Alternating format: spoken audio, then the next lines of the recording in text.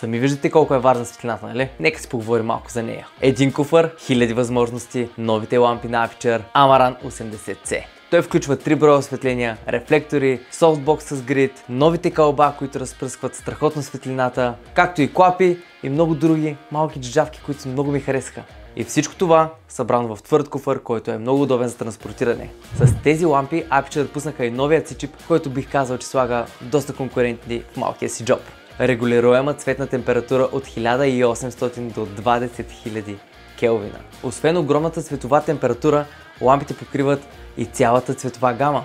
И пълен диапазон от зелени и магентови корекции. Яркост от 19850 лукса с хиперрефлектор на 35 градуса. Звучи сложно, знам. Свети много. И близо 2000 лукса с нормалния рефлектор на 3 метра. Уникална компактност, приблизително 1 кг на тяло и размери 10 на 10 на 15. Мини пролък боен с монтаж. Бърза, плътна и устойчива връзка за всички модификатори. Има и IP65 защита, което е чудесно за всякакви метеорологични условия. 4 режима на работа на вентилаторите, като при Night Heat, дори не съм сигурен дали работят. Ето и малко предимства и недостатъци. Цветова точност, водеща в класа си, събрана в малък размер с изключителна мощност. И нещо, което ме впечатли изключително много. Това е гъвкавото захранване, защото може да я захраните с Type-C, V-mount батерия, както и в тока. Ето и малко недостатъци. При пълна мощност на осветлението и вентилаторите, те могат да бъдат малко шумни. И друго, което сложи в недостатъци, но всъщност има и своите плюсове, това е новият механизъм за закачане на модификатори. И единствено, за което го слагам в недостатъци,